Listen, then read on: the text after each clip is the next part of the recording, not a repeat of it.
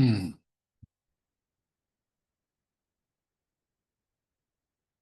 ओम अज्ञानतिमिरन्धस्य ज्ञानाञ्जनशलाकया चक्षुरुन्मिलितं येन तस्मै श्रीगुरवे नमः। हरे कृष्णा। आप सभी का आज के इस मॉर्निंग प्रोग्राम में स्वागत है। आज हम एक बहुत सुंदर कहानी सुनेंगे और उस कहानी से हम एक बहुत गहरा तत्व समझने की कोशिश करेंगे। ये कहानी जो है अ, विष्णु पुराण, ये जो बहुत ही प्रामाणिक पुराण है हमारे 18 पुराणों में से, वो कैसे निर्माण हुआ उसकी पीछे कहानी है ये। इस कहानी की शुरुआत होती है वशिष्ठ मुनि से।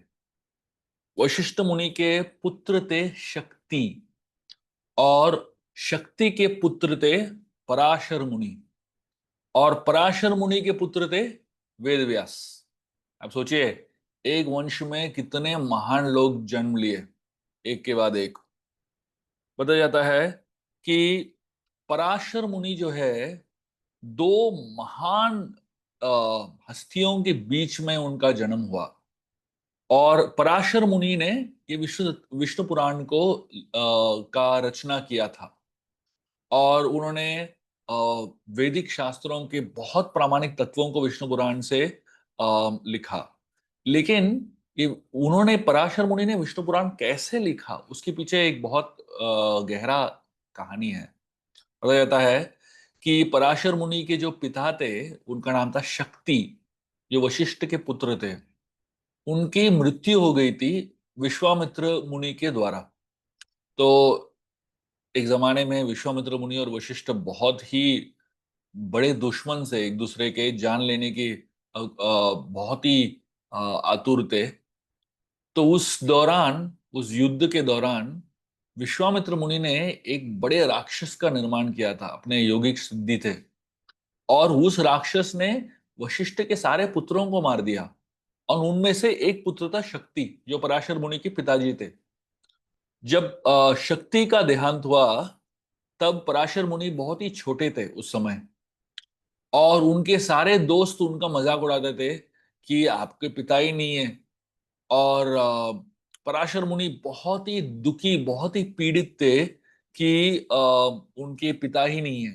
तो वो हमेशा अपने दादा के पास जाते थे, वशिष्ठ मुनि के पास जाते थे, और पूछते रहते थे मेरे पिता कहाँ है, कौन है मेरे पिता। वो मतलब वो बहुत ही परेशान थे। और वशिष्ठ, उन्होंने पराशर को सच, सॉरी, या पराशर को सारे सच बता दिए। उन्होंने बता दिए कि शक्ति, आपके पिता, उनका मृत्यु हुआ है एक राक्षस के द्वारा, जिसको विश्वामित्र मुनि ने निर्माण किया। तो पराशर मुनि को बहुत गुस्सा गुस्सा आ गया कि मेरे पिता को एक राक्षस ने मार दिया। तो उन्होंने ये निश्चय किया कि सारे राक्षसों को मैं मार दूंगा, पूरे राक्षस वंश को ही खत्म कर दूंगा। तो उन्होंने ये सोचते हुए एक बहुत बड़ा यज्ञ का आयोजन किया, जिससे सारे राक्षसों का वध हो। तो जब यह यज्ञ की शुरुआत हुई, उस समय पुलत्स्य मुनि, जो रावण के पूर्वज थे, वो आ गए बीच में। और वो पराशर मुनि के पास आ गए। और पुलत्स्य मुनि ने पराशर मुनि को कहा कि आप अपने जो ग्रैंडसन है, उसको रोकिए, पराशर को रोकिए। सारे राक्षसों को वो विनाश कर देगा। तो राक्षस वंश का ध्वंस होने के बाद जो है, ये पृथ्वी का जो संक्रमण है वो बिगड़ जाएगा। इस दुनिया में हर व्यक्ति, हर प्रकार का व्यक्ति होना ही चाहिए।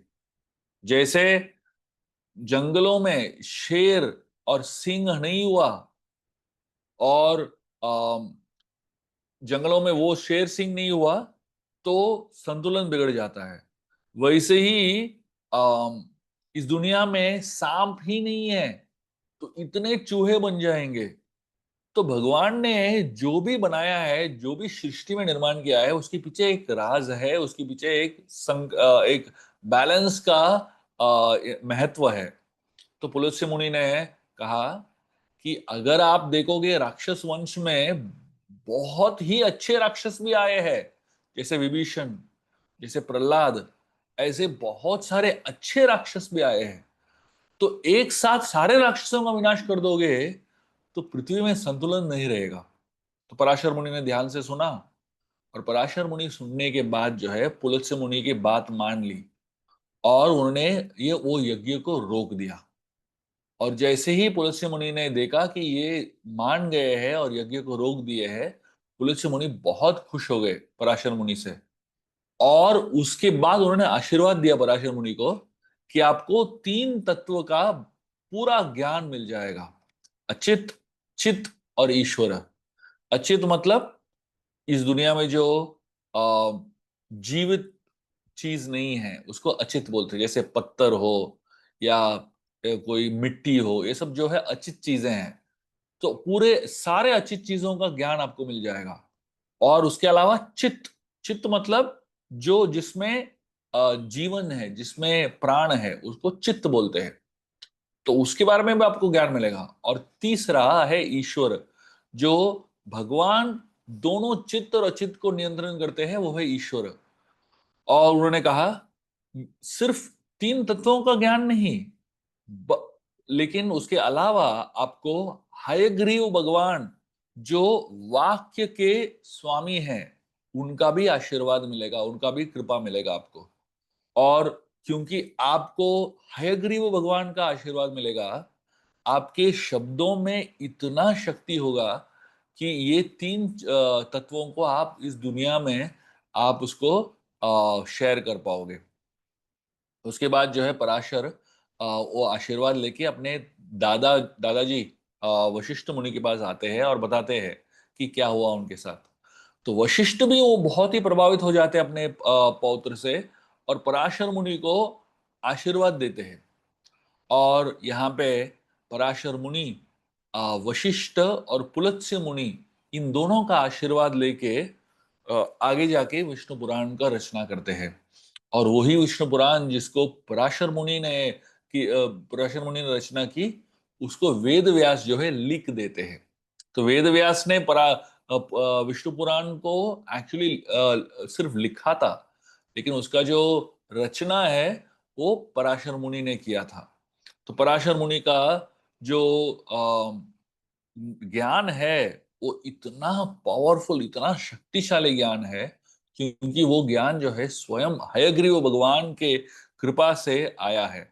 और क्योंकि विष्णु पुराण हयग्रीव भगवान की कृपा से आया है, उस विष्णु पुराण में पराशर मुनि बताते हैं कि हयग्रीव भगवान का जो आशीर्वाद है वो सूर्य सूर्य के समान तेजमयी है। और ये आशीर्वाद के साथ पराशर मुनि ने क्योंकि ये रचना की, तो ये रचना में बहुत शक्ति है। बताया जाता है कि भगवान हयग्रीव, उनको उनका एक और नाम है गोपति। गोपति मतलब क्या है?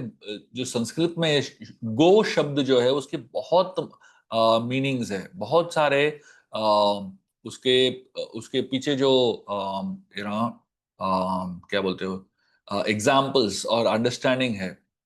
गो का एक एक मतलब है गाय, जो साधारण तरीके से हम लोग इसका प्रमाण करते हैं।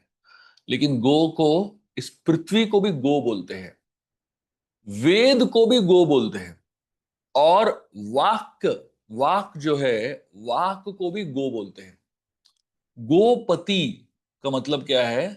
जो वाक के स्वामी हैं, उनको, वो हयग्रीव भगवान को गोपति बोलते हैं, जो वाक के स्वामी हैं। तो यहाँ पे गो का मतलब है वाक शक्ति बेसिकली। तो अगर हमको अपने वाक शक्ति में प्रमाण लेके आना है, अपने वाक शक्ति में कोई भी आप भाषा बोलते हो, कोई भी आप वाक्यों का शब्द प्रमाण करते हो, कोई भी भाषा में, चाहे कोंकणी में बोल रहे हो, चाहे मराठी में बोल रहे हो, चाहे हिंदी में, चाहे इंग्लिश में, चाहे कोई भी भाषा में आप बात कर रहे हो, उस वाक शक्ति को आपको बहुत प्रामाणिक बनाना है। तो हमें हयग्रीव भगवान का आशीर्वाद चाहिए, क्योंकि उनका नाम ही गोपति है। तो हम इस्कॉन से जुड़े हुए हैं, और इस्कॉन जो आंदोलन है, पूरा जो इस्कॉन का आंदोलन है वाक से ही संबंधित है।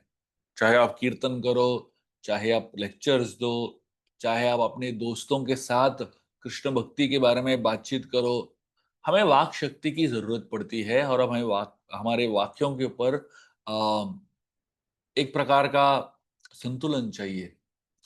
तो हर रोज अगर हम हयग्रीव भगवान को याद करेंगे और हयग्रीव भगवान की आशीर्वाद लेंगे, तो हमारे वाक्यों में एक प्रामाणिकता आएगी और हम बहुत बार अपने सगे संबंधियों के साथ, दोस्तों के साथ कृष्ण कॉन्शियसनेस बांटने की कोशिश करते हैं। लेकिन बहुत बार ऐसा होता है कि हमको मालूम नहीं पड़ता है कि क्या बोलना चाहिए और किस तरीके से बोलना चाहिए ताकि वो कन्विंस हो जाए। हर भक्त के हृदय में यही एक इच्छा होती है कि मेरे सारे सगे संबंधी जो है सब भक्ति करें, है कि नहीं? परिवार वाले सब भक्ति करें।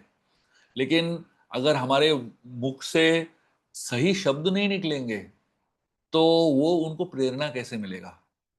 और क्योंकि वो तो भक्तों को मिलने वाले नहीं है, जब तक उनको प्रेरणा न हो, है कि नहीं? तो हमारा कर्तव्य है कि हम ऐसे शब्द कहें और हमारे कर्तव्य है कि हम ऐसे चीजों को कहें उनको, ताकि उनके हृदय को परिवर्तन हो जाए। इसलिए हमें गोपति हयग्रीव भगवान का आशीर्वाद लेना चाहिए, ताकि हमारे वाक्य से, हमारे मुख से जो वाक्य निकले, उन वाक्यों में इन तीनों तत्वों का ज्ञान हो, चित, अचित और ईश्वर। और उस ज्ञान के साथ जब हम उनको प्रेरणा देने की कोशिश करें, जो भी हमने सुना, जो भी प्रवचनों में सुना, जो भी किताबों में पढ़ा, जो भी हमने अच्छे अच्छे वक्तों से हमने प्राप्त किया ज्ञान, वो ज्ञान उनको हम शेयर करें, तो उनके जीवन में परिवर्तन हो और वो भी जुड़ जाए इस्कॉन से, वो भी जुड़ जाए भक्तिमय जीवन से, ताकि उनके जीवन में भगवान कृष्ण का अनुग्रह रहे। आइए आज हम इस शब्द के ऊपर मनन करेंगे, गोपति। और इस भगवान के ये जो रूप है, हयग्रीव रूप, इसके ऊपर मनन करें। हयग्रीव रूप जो है, वो जो भगवान का सर है वो घोड़ा है, घोड़े का सर है, अश्व का सर है और शरीर जो है मनुष्य का है। जो हयग्रीव भगवान जो है उनका प्रामाणिकता इन पुराणों को इस दुनिया में लाने का है, पराशर भट्ट के द्वारा। और उनको, उनके आशीर्वाद से हमारे वाक्य में भी शक्ति आएगी और हमारे वाक्यों में भी प्रभाव आएगा। बहुत बहुत धन्यवाद। हरे कृष्णा।